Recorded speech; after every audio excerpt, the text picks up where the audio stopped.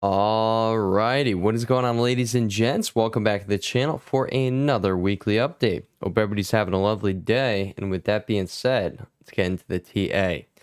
Alright, so we are going to start off here with the weekly time frame, and then we're going to move all the way down to the daily time frame. Starting off here with SPY, I am going to point out you do have a bullish Ramy candlestick formation on the weekly time frame. That is the same over here on QQQ.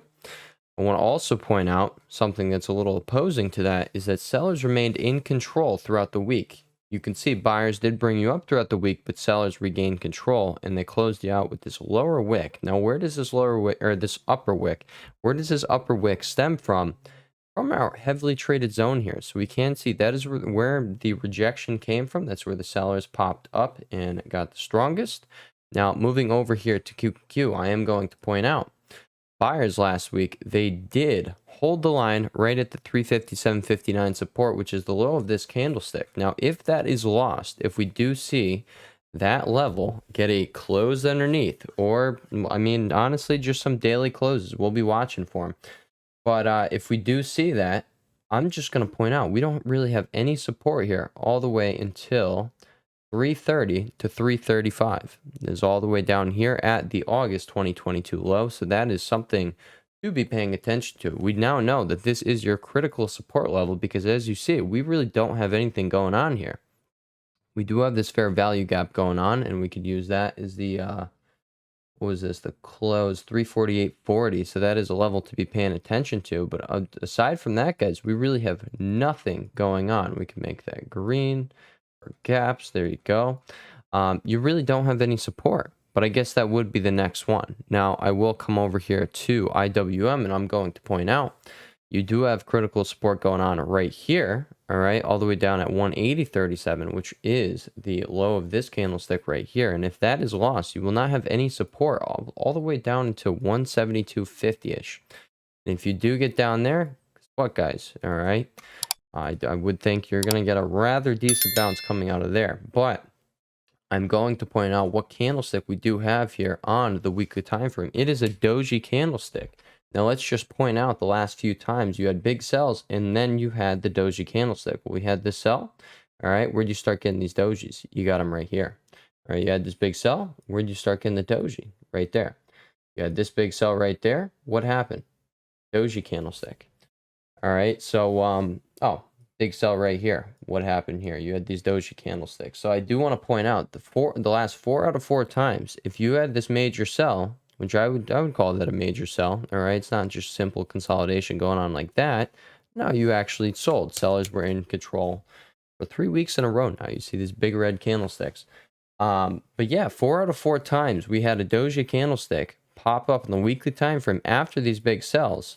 That is when you started seeing buyers step back in.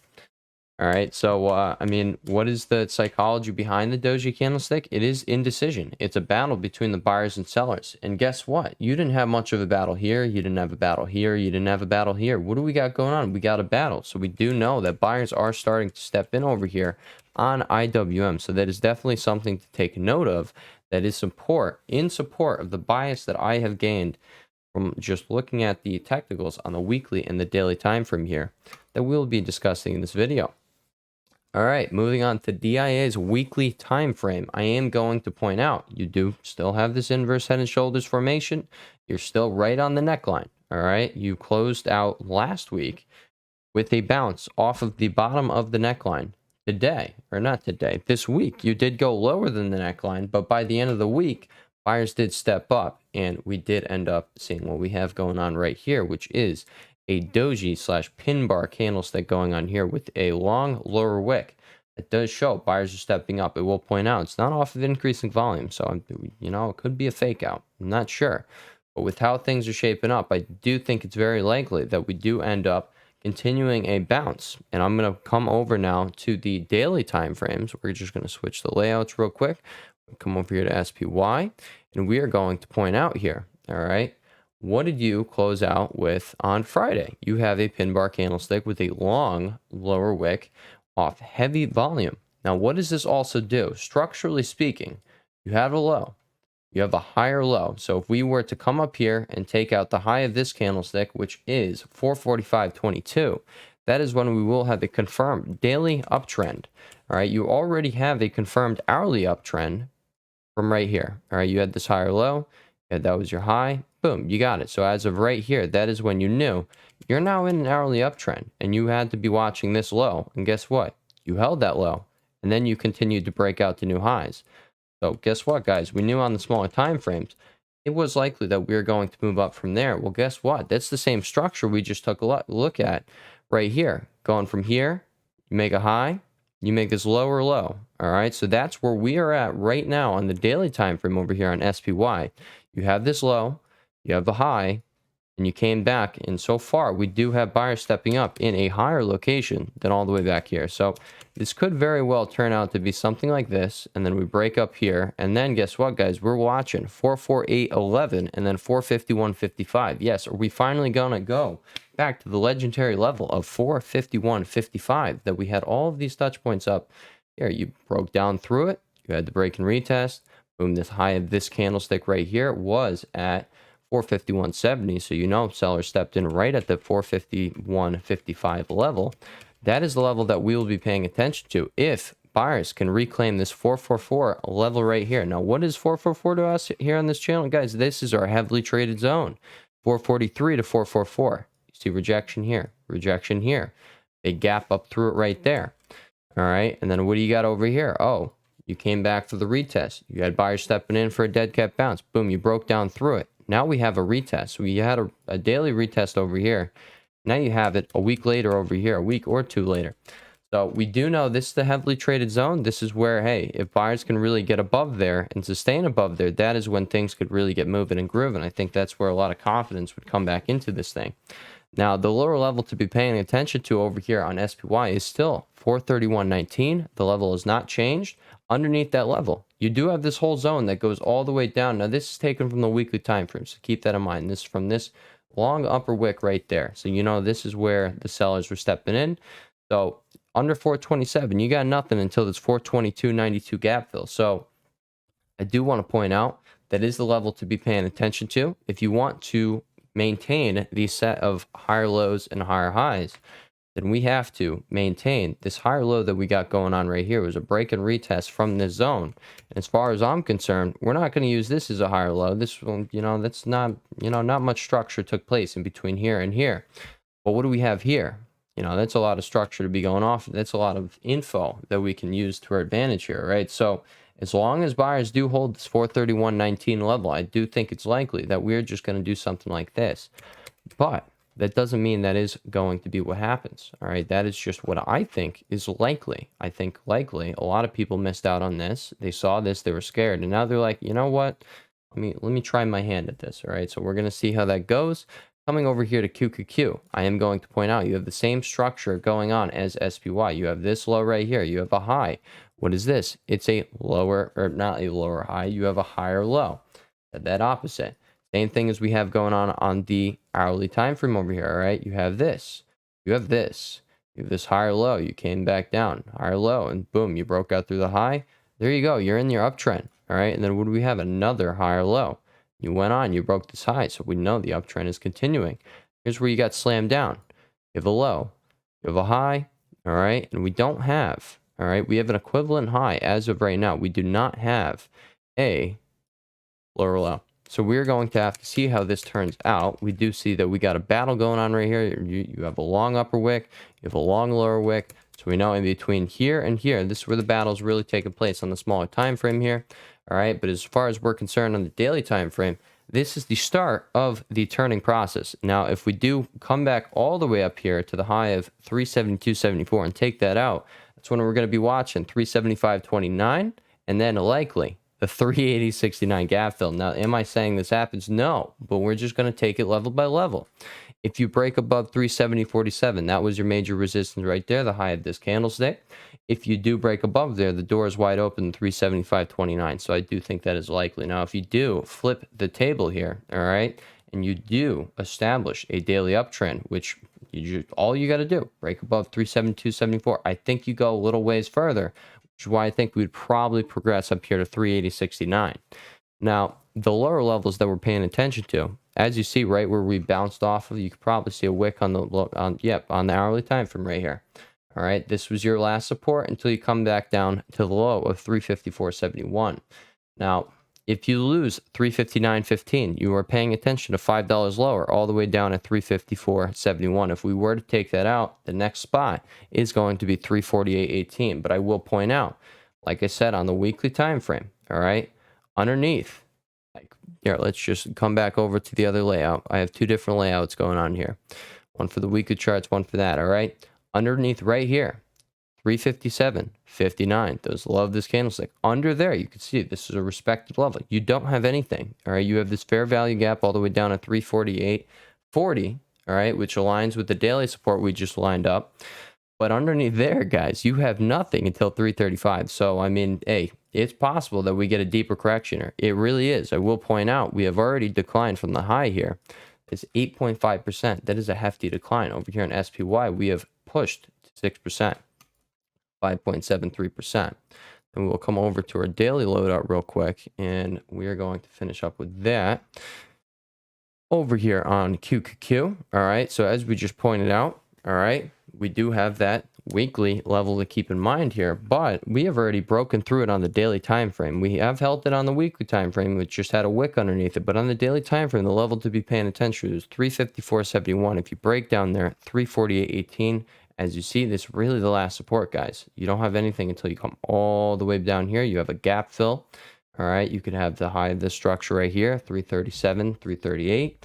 But like that is a, you know, that's a ways down, guys. That is a ways down. So that would definitely be a way deeper correction. And, you know, whatever bounce this sets us up for, guys, I don't think we're going back into a bear market. All right. And again, I'll reiterate, since it's the weekly update, I will reiterate, does this look like the same behavior that we had going on there? No, it does not. All right. It looks much more like we got going on here. And then you have this. People have been like, oh, it's going straight up. You've gone straight up for quite some time without a decent correction. All right. Yes, you have. All right. When was the last time you had this behavior? Boom. Bull market. Boom. Bull market. All right. Now, you didn't go as far there, but, you know, you see what I'm saying. You just have these corrections along the line. What was your bear market? Boom. All right. You're having these decent drops, and then you don't have much of a rally, and then you continue to drop to new lows. Because we're not dropping into new lows. You get a market crash, yeah. All right. But do you know how rare market crashes are? They are pretty rare. We saw one. I don't want to call it a market crash. It was kind of a market crash just with how far we went down. All right. You passed like the 20% bear market rule there. Yeah, it was a sustained crash, right? They knew what they were doing, guys. And I say they as in like the big market participants, all right? The people who control the news, all right? And they're sitting here like, you know, just fear mongering and stuff like that, all right? But yeah, as you see, the script is flipped. So that is that.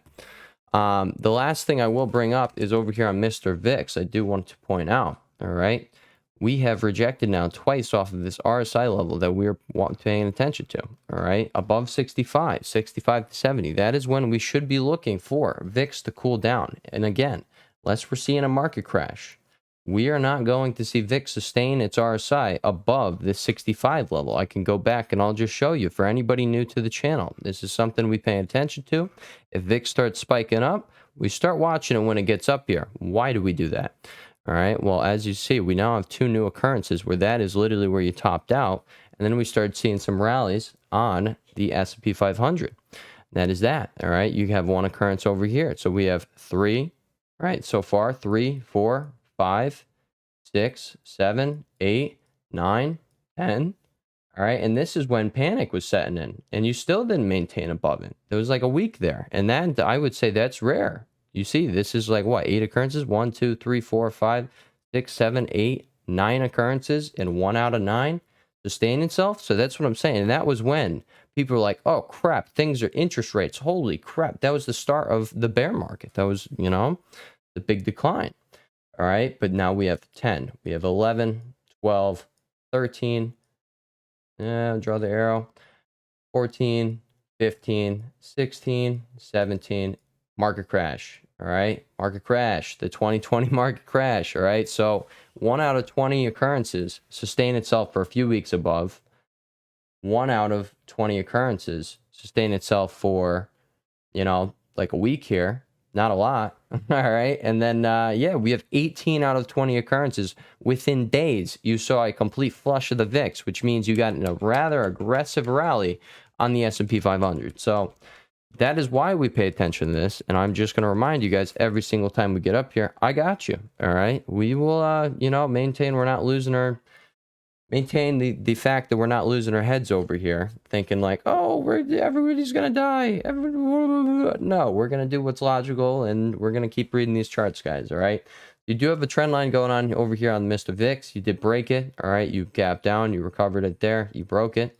All right, you did break out from over here, so maybe we finally do see a retest in this level right here down at 1270-ish. If we do get down there, I'm just pointing out that is when we likely do start, like we could start a big sell. All right. But as of right now, VIX's RSI is still just elevated here. You are down to the same spot. You had the second spike up over here. So we could, all right, we could say that's all she wrote on the indices, and maybe we're going to start seeing that decline. But again, let's go back over to SPY. What justice does it do to start making these projections and start trading off those projections without actually seeing things happen on the chart? All right, guys, if you lose 431.19, all right, that's not going to be the best. All right, you really want to see buyers step in right here, because underneath there, you're coming down to 422.92. But I will say, all right, over here on ES, let's talk a little about ES. You got this head and shoulders going on. I see too many people talking about the stupid head and shoulders, all right? And I say stupid because it's very obvious, all right? So, and people are also saying over here on SPY. Now, I'm looking at ES. People are talking about it on SPY, not ES. I just like ES. They're talking about this one right here, and that's fine, all right? It's there, all right? It's there, but I'm just pointing out, if a bunch of people are going to be paying attention to it, you think it's really going to be playing out too well? Probably not. All right. Probably not. Now, I am also going to point out, if you come down to 431 and you break that level, that is the neckline for, you had the one I just showed you, and then you also have this version of it right here. All right, which you're going to need to come down here. I mean, I guess it would be the same. So you really just got to break this. So it's, never mind. It's like the same thing I just showed you. If you do break that, then yeah, all right, we're probably going to visit 420. But like a lot of people have been thinking that. There's this guy, Michael Mott, I think his name is, on Twitter, and he is a complete perma bear. I don't know how he has 100-something thousand followers. Give me some of your followers, all right? You're doing them disjustice, all right? You're only calling for downside, and then every time you see a little downside, you're like, oh, I was right. No, you weren't, all right? Your boy Henry. All right, he calls for downside and he calls for upside. All right, we called for upside over here. We started saying we should be skeptical. Why should we have been skeptical? You were coming into your supply zone. All right, we figured around 460. I think it was 460 to 457. Is that right here? 457. Boom, bop, bing, boop, power. All right, your boy Henry still got it. All right, this is exactly where we were watching for sellers to come in here on the weekly time frame. All right, do you see that? Where sellers start stepping in here, and they also did it this week as well. That's how you do TA. You don't just sit there calling for massive downside as you've just, been growling your butt off, all right? No, you do it perfectly makes sense, all right? So, guys, if you like what you see so far throughout this video and you're new here and you're not a part of our community, join our forever growing community here. All right, we will be here for years and years and years to come. I will just let you guys know. Webull updates. I started only making them for the weekly updates. Why? Because I can't see myself just sitting there. Like, Webull updates take a while. You got to sit there and analyze the charts. You got to take a bunch of pictures. You got to write out a thing. Whereas over here on YouTube, I could come here and spend 30 minutes of my day every day and get some quality content out to you guys. So I did make them just the weekly updates because I also can't do anything with the followers that I accumulate over there. There's like 15,000 of you. And yeah, Webull kind of sucks. All right. They don't let me do anything. Whereas YouTube, guys, I'll be able to do things years and years and years out on here on YouTube. And also, like I said, the whole time consuming part, I much rather come on here and do something that I know I am happy to do every single day, whereas Webull is just kind of it's a drag. I don't want to do that. I don't want to, every single night put in like 30 to an hour into a Webull update that's never going to get me anywhere. And like, people probably aren't taking it as serious on Webull as they are here on YouTube. If guys, if you guys are paying me in your time, all right, I thank you so much. But I know for a fact, a lot of people just aren't going to sit there and read something out. They much rather have someone showing them and, talking to them as they go about things. So if you are a fan of what we got going on over here on YouTube, all right, we do have the weekly Weeble updates over on Weeble. You could just look up Henry James updates. But I very much so appreciate you guys giving me your time over here on YouTube. I appreciate it so much. I'm very glad to have you guys here with me. And with that being said, I will catch you in the weekly live stream that will be out later tonight. I will just let you know, why is this video out on Sunday and on Saturday? Your boy got a little ill yesterday, right? I was a little sick. So, I did not want to record with a sloppy voice or just, not have the energy for a YouTube video. So here you go. I hope you guys enjoyed today's content, and I will be seeing you in the weekly live stream, which will be sometime later today in a few hours. And we will go over some setups going into the week, and we'll take ticker requests and do all that. So I'll see you there. Have a good one.